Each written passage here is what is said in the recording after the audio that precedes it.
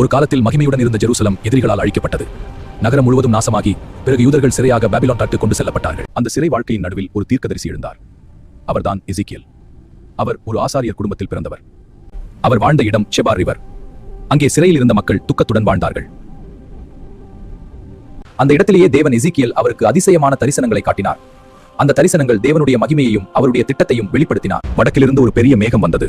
அது தீ போல ஜொலித்தது, மின்னல் போல ஒளி பிரகாசித்தது. அது தேவனுடைய மகிமையின் அறிகுறி. அந்த மேகத்திலிருந்து 4 அற்புதமான உயிரினங்கள் தோன்றின. அவை ஒளி வீசும் வெண்கலம் போல் மிகுந்த மகிமையுடன் இருந்தன. அந்த உயிரினங்களின் அருகில் சக்கரங்களுக்குள் சக்கரங்கள் இருந்தன. அவை எல்லா திசைகளிலும் நிறுத்தாமல் நகர்ந்தன.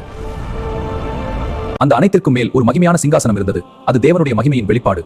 அதை பார்த்த எசேக்கியேல் பயத்திலும் ஆச்சரியத்திலும் தாழ்ந்து விழுந்தார். இந்த தரிசனம் ஒரு பெரிய உண்மையை வெளிப்படுத்தியது. உலகத்தின் எல்லாவற்றையும் ஆளுகிறவர் தேவன். அவர் மகிமையுள்ள ராஜா. அவருடைய அதிகாரம் எல்லாவற்றுக்கும் மேலானது. ஒரு நாள் எசேக்கியேல் அவரை தேவன் அழைத்தார். தேவன் அவரிடம் கூறினார், நான் உன்னை இஸ்ரேல் ஜனங்களுக்கு காவலாளியாக வைத்தேன். அவருடைய பணி என்ன? மக்களுக்கு எச்சரிக்கை சொல்ல வேண்டும். அவர்களின் பாவங்களை வெளிப்படுத்த வேண்டும். தேவன் மக்களுக்கு ஒரு எச்சரிக்கை காட்ட எசேக்கியேல் ஒரு விசித்திரமான செயல்பாடு செய்தார். அவர் மண்ணில் ஜெருசலம் நகரத்தின் வரைபட போல வரைந்தார். பலகாலம் சுற்றிலும் வெடிகளை நிற்பதை போல காட்டினார்.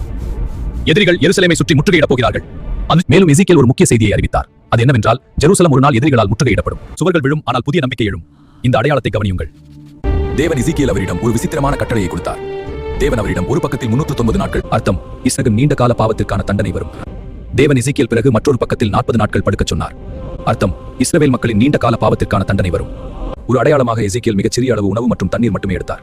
அது ஒரு எச்சரிக்கை. ஒரு நாள் ஜெருசலம் முற்றுகையிடப்படும். அப்போது நகரத்தில் உணவு மிகவும் குறைவாக இருக்கும். எசேக்கியேல் ஒரு காட்சியில் பார்த்தார். Temple in Jerusalem. அங்கு மக்கள் விக்கிரங்களை வைத்திருந்தனர், தேவனை அவமதித்தனர். அதனால் தேவனுடைய மகிமை ஆலயத்தை விட்டு வெளியேறியது. இது மிகப்பெரிய துக்கமான தருணம். பிறகு தேவன் பல நாடுகளுக்கு எதிராக தீர்ப்பு கூறினார். அந்த நாடுகள் அமோன், மோவாப், எடோம், ஈஜிப்ட், டயர். அவர்கள் அகந்தையால் ஒரு நாள் வீழ்வார்கள்.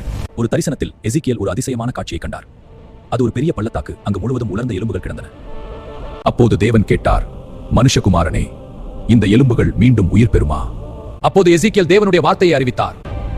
உலர்ந்த எலும்புகளே, கர்த்தருடைய வார்த்தையை கேளுங்கள். அந்த நேரத்தில் ஒரு பெரிய சத்தம் கேட்டது. எலும்புகள் ஒன்றுடன் ஒன்று சேர்ந்தன. பிறகு மாம்சமும் தோலும் உருவானது. தேவனுடைய சுவாசம் அவர்களுக்குள் வந்தது. அவர்கள் உயிர் பெற்றார்கள். இந்த தரிசனத்தின் அர்த்தம், இஸ்ரேல் மீண்டும் உயிர் பெறும். தேவன் தனது மக்களை மீண்டும் எழுப்புவார். ஒரு தரிசனத்தில் தேவன் 2 குச்சிகளை காட்டினார். எசேக்கியேல் 2 குச்சிகளை எடுத்தார். ஒரு குச்சியில் ஜூடா என்று எழுதினார், மற்றொரு குச்சியில் இஸ்ராயேல் என்று எழுதினார். பிறகு எசேக்கியேல் அந்த 2 குச்சிகளையும் ஒன்றாக சேர்த்தார். அது ஒரு அடையாளம். இஸ்ரேல் மக்கள் மீண்டும் ஒன்றாக இருப்பார்கள். ஒரு தரிசனத்தில் எசேக்கியேல் ஒரு அற்புதமான காட்சியை கண்டார். அவர் ஒரு புதிய ஆலயத்தை பார்த்தார்.